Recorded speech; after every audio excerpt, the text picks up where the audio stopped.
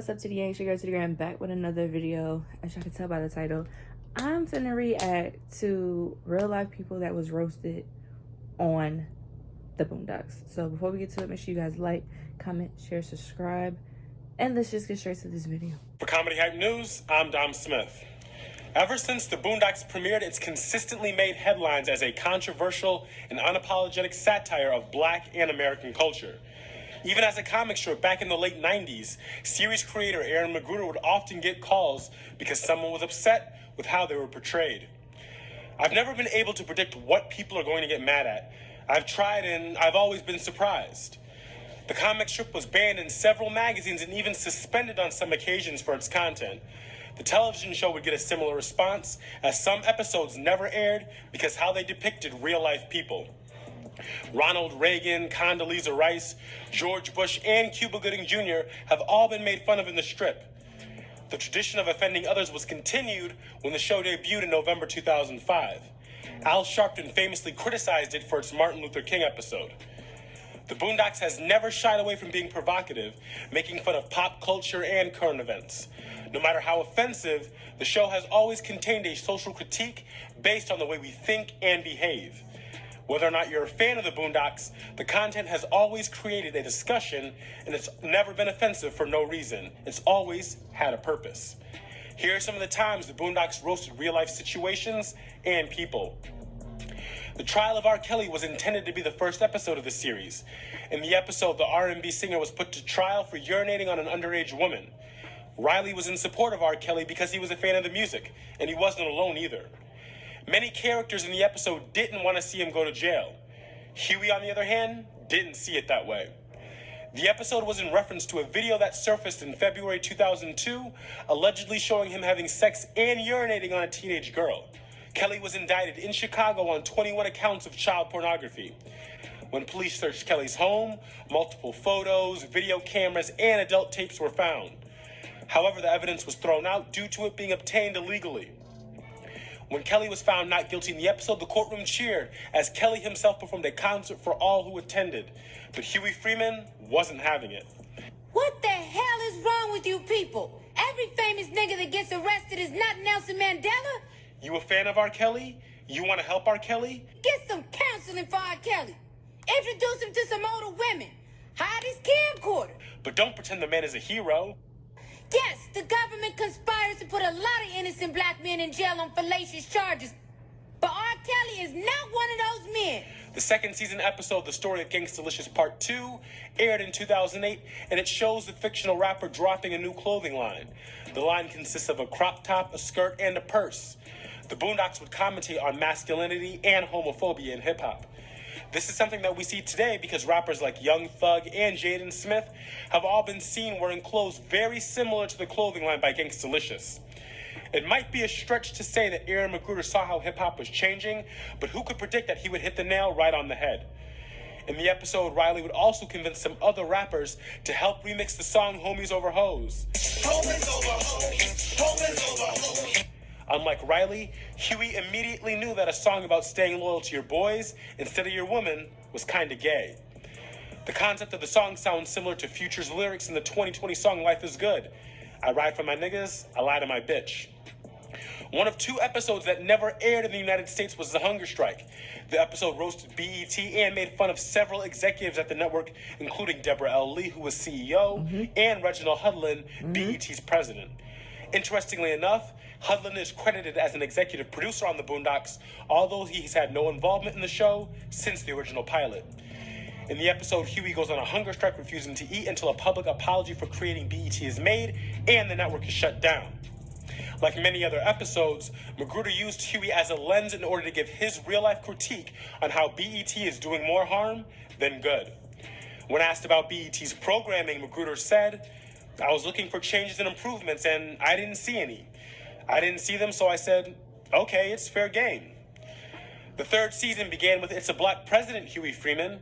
The episode was a documentary that followed the 2008 presidential election. Riley supported Obama simply because he was black. Granddad also supported Obama despite not knowing any of his policies. Thugnificent had no idea who Obama was, but quickly jumped on that Obama bandwagon in order to make himself more profitable. But he was quickly outed when he couldn't name the 3 branches of government when his character appeared on Bill Maher. The episode ends with several characters voicing their disappointment when Obama became president. It shed light on the fact that some black people voted for Obama just because he was black without knowing his policies. A 2010 episode parodies real-life kid, Latarian Milton, who stole his grandmother's SUV and smoked with cigarettes. While driving, Milton damaged 4 cars, ran over 2 mailboxes, and almost killed several innocent people. When Milton was interviewed for the news, he was asked why he took the car. Milton responded, "Because it's fun. Fun to do bad things." Well, did you know that you could perhaps kill somebody? Yes, but I wanted to do hood rat stuff with my friend. A month later, he was in the news again. Milton and his grandmother were in a Walmart and she refused to buy him chicken wings.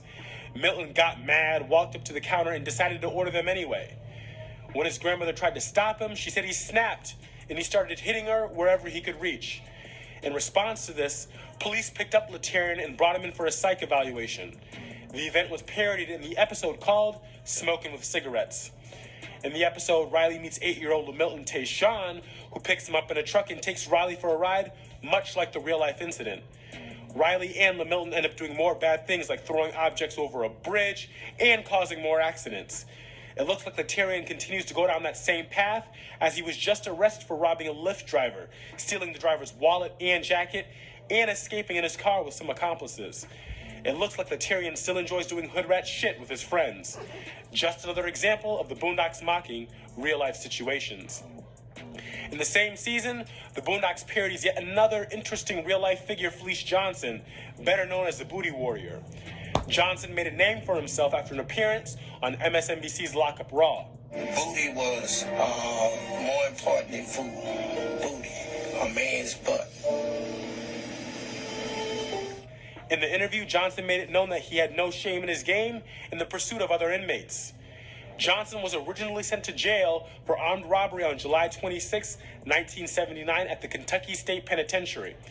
His original sentence was 10 years. In 1987, Johnson picked up additional charges of endangerment and first-degree assault, which added 18 years onto his sentence. In October 1990, he was charged with assault on a corrections officer 4 times, which extended his sentence an additional 20 years. Between 1981 and 2013, Johnson was up for parole 13 times, but he was deferred by prison officials for his behavior while incarcerated. Johnson was released from prison in September 2015. Prison records show that he raped over 157 men during this time. A Date with the Booty Warrior aired in the 3rd season of the Boondocks, and the episode followed Huey and Riley going to prison as a part of a Scared Straight program. Johnson's speech in the episode is almost word for word what you hear in the actual interview, which shows just how unafraid the Boondocks was in capturing these real-life moments. In 2010, the Boondocks aired an episode called Pause. In the episode, Granddaddy gets casted in a play by Winston Jerome, who was a direct send-up of Tyler Perry. Winston Jerome's most famous character is Ma Dukes, which is just Winston in drag. Granddad spends weeks rehearsing for the play, being forced to stay inside a compound and unable to see Huey and Riley. It's quickly discovered that Winston Jerome is using the play as a gay cult. Tyler Perry's devoted fan base and repetitive scripts are roasted. Magruder made very little effort to disguise who he was making fun of. Pause was one of 4 episodes banned from Adult Swim. Rumor has it is because Turner Broadcasting owns both Adult Swim and TBS, which aired House of Pain and Meet the Browns at the time. Perry called in and threatened to rethink his relationship with the company. The episode hasn't aired since and isn't available on any streaming services either. And who could forget how viral the Popeye's chicken sandwich went in the summer of 2019? Lines were out the doors at every Popeye's, fights broke out, and someone was actually killed while waiting in line for the sandwich.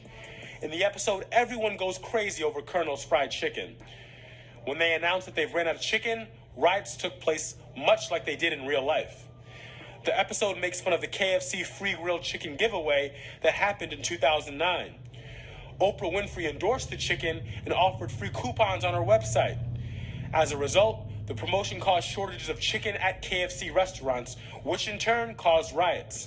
This was just the latest in a string of violent incidents at Popeye's locations since the re-release of their spicy chicken sandwich. Last week in Columbia, Tennessee, an employee body slamming a woman to the ground, breaking 6 of her ribs, her kneecap, and shattering her arm. The episode also mocks the swine flu epidemic, as everyone who ate the chicken got sick from it. Magruder himself said he likes poking fun at black public figures who deserve criticism but never get it from the left. I can hit those people and it actually stings them because they've never been hit from that side before. No one is safe when it comes to the Boondocks commentating on what's happening to the world around us. And the fact that the show doesn't hold back is one of the reasons why we love it so much. Stay up to date with the latest news and comedy by subscribing here to our YouTube channel and follow Comedy Hype across all social media. For Comedy Hype News, I'm Dom Smith. I ain't gonna lie. I think that's the real reason why I really fell in love with the Boondocks. It wasn't because of the actual characters or anything like that. It was the fact that it was raw. It was in your face. It was something that nobody had out right now. Like, yeah, when Boondocks came out, I was way too young to be watching it, let's be honest. But at the same time, like, it needed to be out. Those things needed to be said. Like, it don't matter when something comes out, as long as it comes out. You know what I'm saying? Like, I know people are like, perfect timing. Nah, fuck all that. If this message needed to come across, it was meant to come across. Regardless if you were ready to receive it or not, it was meant to come across. And I love Boondocks for that. It really sucks that Boondocks isn't around anymore. I feel like if Boondocks would have continued, it would have been a lot more shit being exposed. I ain't even gonna lie. But I do remember that BET episode not being aired because it was a lot of shit going on. I do remember that. Because I think I remember seeing the episode maybe one time, maybe once, but I remember never seeing it again. But I do remember that episode. I do remember that. That's crazy.